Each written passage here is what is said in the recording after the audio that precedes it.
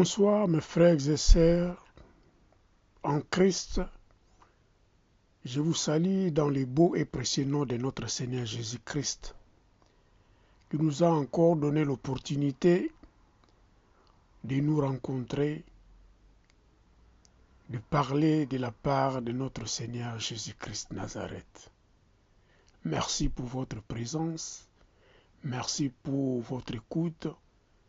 Je m'efface complètement en tant que serviteur de Dieu et je laisse la place au Saint-Esprit de prendre contrôle de toutes choses.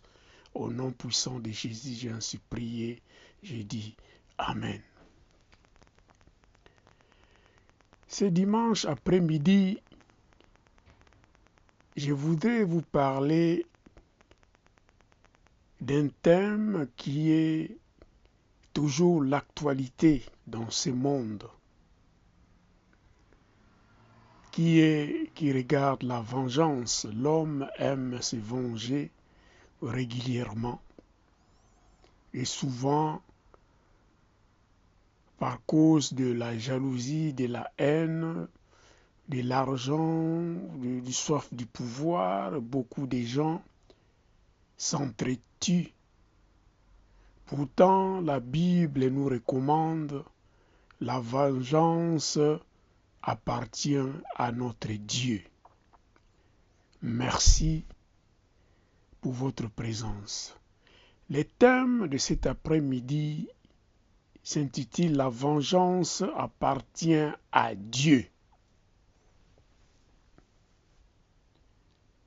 Pourquoi la vengeance appartient à Dieu? Parce que notre Dieu est d'amour, notre Dieu est la lumière du monde, notre Dieu est la justice. Notre Dieu aime la paix. Il nous a aimés les premiers, c'est pourquoi il a donné son unique fils, Jésus-Christ Nazareth, de mourir sur la croix pour nous.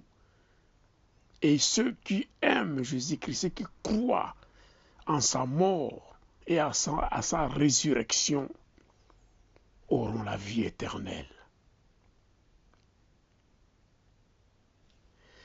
Dans le monde aujourd'hui, il y a une forte croissance de la culture de la vengeance. Dans des familles, même dans des familles chrétiennes, ces notions-là existent. Dans des villages, dans des villes, dans des nations et des continents, nous voyons ce qui se passe entre les humains, entre des communautés, des ethnies, même des nations contre des nations. Le Rwanda a envahi la RDC, la Russie a envahi l'Ukraine, tout ce qui se passe en Syrie, on n'en parle même pas, on n'en parle plus parce que c'est depuis longtemps, les choses ne finissent pas toujours là. En Irak, il y a eu des troubles, des émeutes. En Turquie, c'est pareil. Partout au monde, il y a également de la haine interethnique. Il y a des guerres, des troubles interreligieux.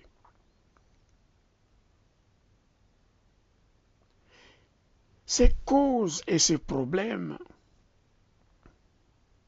sont des problèmes que les hommes éviteraient, que nous les hommes nous éviterons si nous cherchons vraiment la paix de Dieu en nous, entre nous. Mais personne ne les respecte. Le texte d'aujourd'hui, je vais vous lire un seul verset dans le livre des Romains, chapitre 12, au verset 21. Je lis la parole de Dieu. Ne te laisse pas vaincre par le mal, mais surmonte le mal par le bien. Chaque jour, dans nos maisons, chaque jour dans nos familles, dans nos lieux de travail, dans la société tout entière,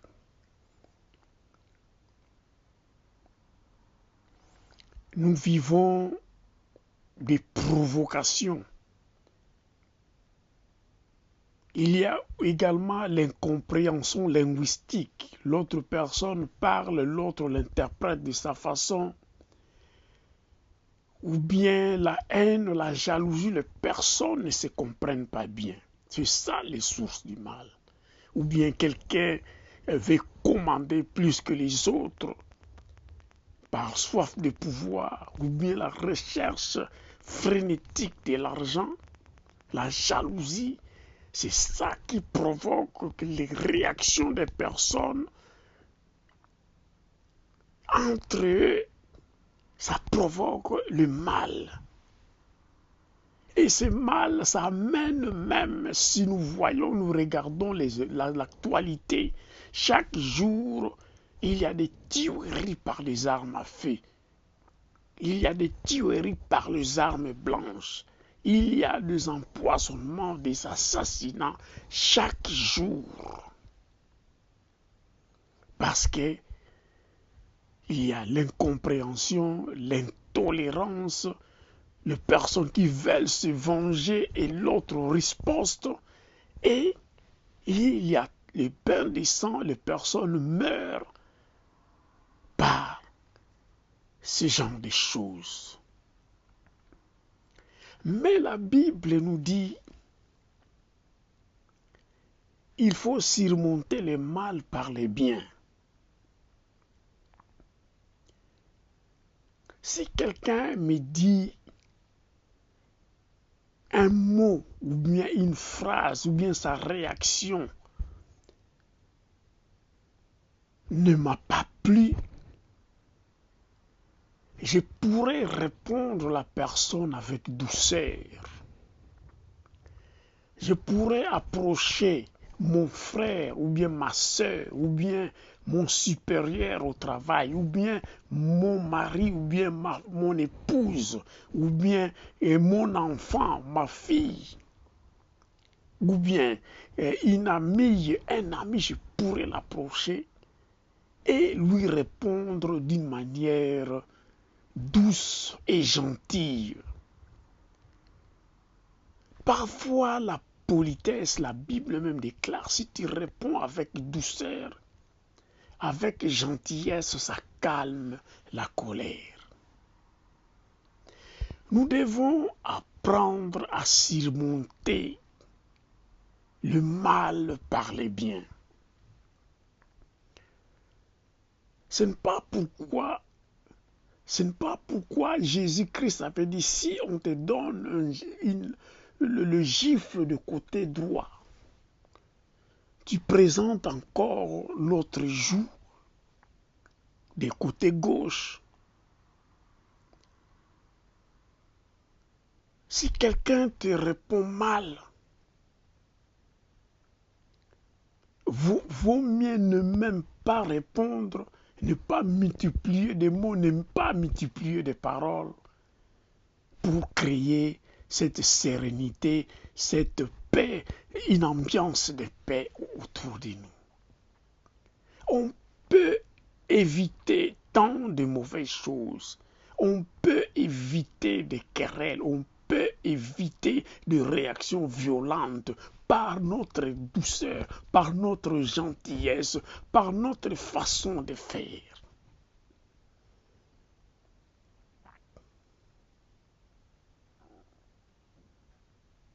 Si nous sommes tolérants,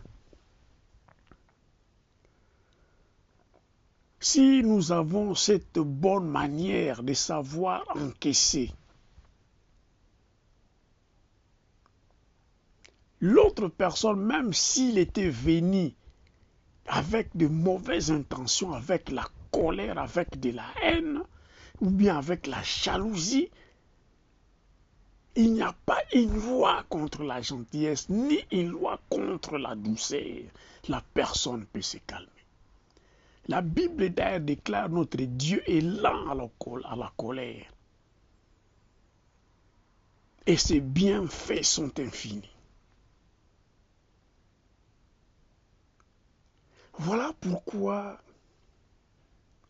la Bible nous dit dans ces livres de Romains, les chapitres 12, 21, ne te laisse pas vaincre par le mal, parce qu'on nous provoquera toujours. Il y aura toujours la jalousie, parce que Satan contrôle ce monde. Ce monde est plein de violence, l'avidité de l'argent, la méchanceté est pleine dans ce monde. Mais nous, chaque personne qui veut la paix, peut se comporter d'une manière gentille, douce, qui aime également la justice. Dieu verra et nous verrons qu'il y aura de plus en plus moins de querelles, moins de vengeance, moins de réactions violentes.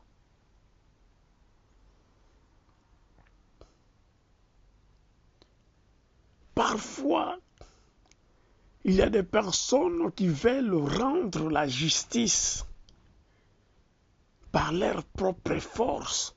Mais la Bible déclare, ce n'est ni par la force, ni par la violence, ni par la puissance, mais c'est par mon esprit, dit l'Éternel des armées. Ce n'est pas en réagissant d'une manière violente ou bien se venger que nous pouvons résoudre le problème. Parfois, nous ouvrons la porte d'une violence au-dessus de ta violence que tu voulais démontrer. Et ça ne finit pas. Au lieu que cette violence-là rebondisse seulement sur toi, ça peut même atteindre ta famille, tes enfants, tes parents, tes biens et toute autre chose. Et ça crée des problèmes, soit physiques, même spirituels.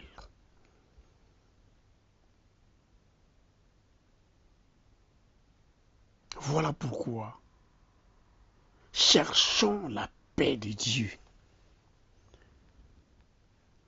Si nous cherchons la paix de Dieu, comme nous dit dans Philippiens 4 et 7, si je peux lire la parole de Dieu, nous dit « Et la paix de Dieu qui surpasse toute intelligence gardera vos cœurs et vos pensées en Jésus-Christ. » Si nous cherchons refuge, si nous espérons en Jésus-Christ, nous venons, nous donnons tous nos problèmes entre ses saintes mains.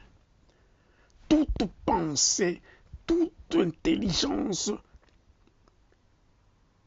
tout ce qui est dans notre cœur, nos sentiments de revanche, de rébellion, ça peut être transformé par un sentiment de douceur, de gentillesse, d'amour et de paix.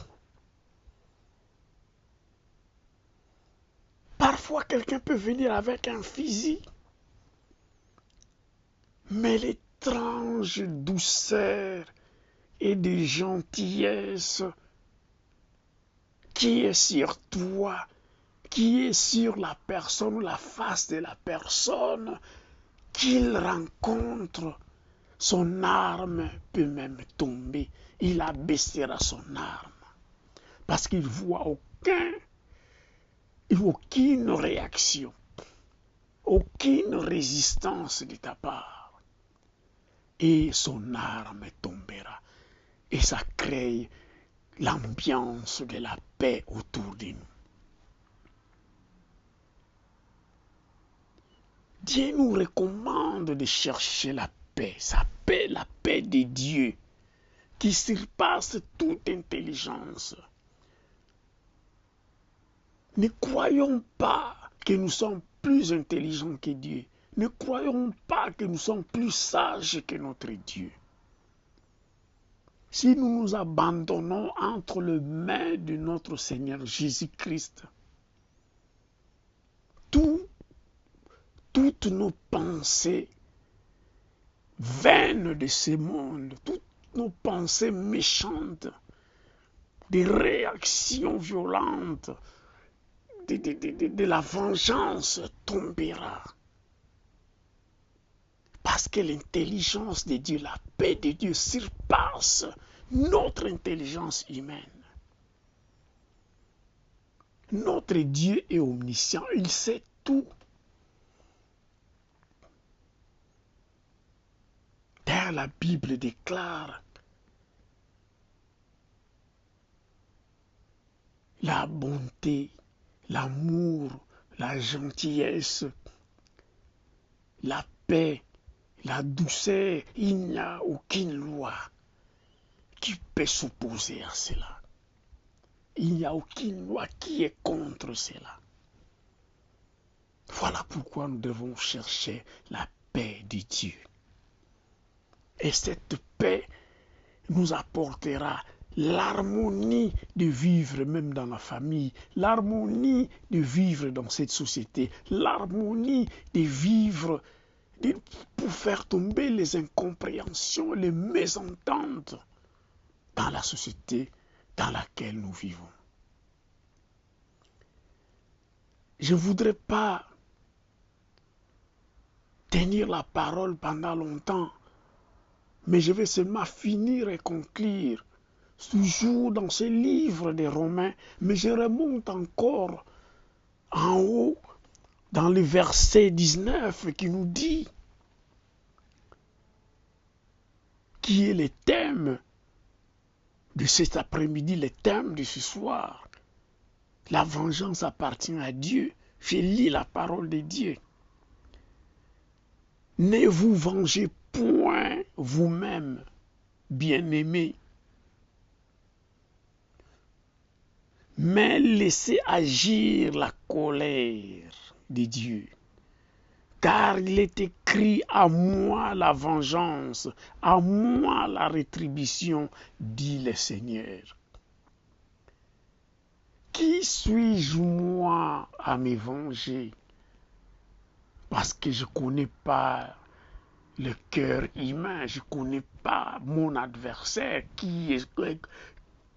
quel a été son plan organisé dans son cœur. S'il était venu pour me débarrasser de la vie que j'avais, s'il était venu pour détruire même ma famille, si je cherche de me venger, et cette personne-là peut agir d'une façon très violente encore, et ça sera une chose catastrophique. Mais si nous laissons tout entre les mains de notre Dieu, la paix peut s'installer. La paix peut s'installer. Voilà pourquoi, bien-aimés, mais laissez agir la colère de Dieu lui-même. Car la Bible déclare, à moi la vengeance, à moi la rétribution, dit le Seigneur. Notre Dieu voit tout, il est omniscient, il sait, il connaît le cœur de chacun de nous.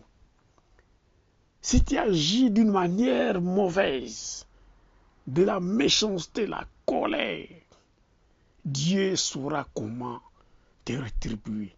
Si tu es également bon, tu vis selon la parole de Dieu, tu espères en Dieu, Dieu saura comment te rétribuer. D'ailleurs, notre attente, ce n'est pas de réussir seulement dans ce monde, mais notre attente, c'est la vie éternelle. C'est la vie éternelle, ce que nous désirons plus. Parce que les gains de ce monde est éphémère. Tout ce que nous pourrions gagner dans ce monde, le pouvoir de ce monde, beaucoup d'argent de ce monde, c'est éphémère.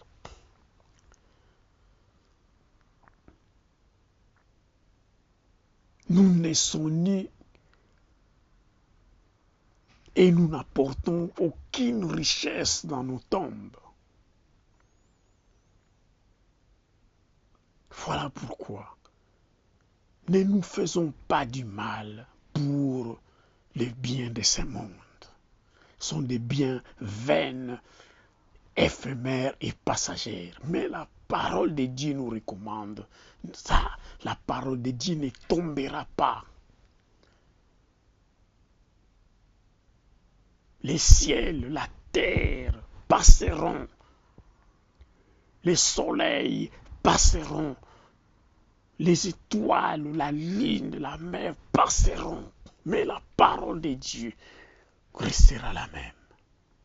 Car la parole de Dieu, comme la parole de Dieu nous dit, notre Dieu est le même hier, aujourd'hui et éternellement. Ce qu'il a prononcé comme parole, ça reste la même et ça restera ainsi. Et cela dans le nom puissant de notre Jésus-Christ Nazareth. Que la paix de Dieu nous accompagne. Cette paix-là qui surpasse l'intelligence de ce monde. Merci Seigneur. Et que nos cœurs, nos pensées soient en Jésus-Christ Nazareth. Merci Seigneur Jésus pour ta parole. Bénis ton peuple. Bénis ce dimanche. Bénis également les débuts de la semaine prochaine pour chacune des personnes, pour toutes les familles. Et que la paix de Christ, la paix de Dieu soit avec nous. Au nom de Jésus, j'ai ainsi prié, j'ai dit Amen. Nous disons Amen.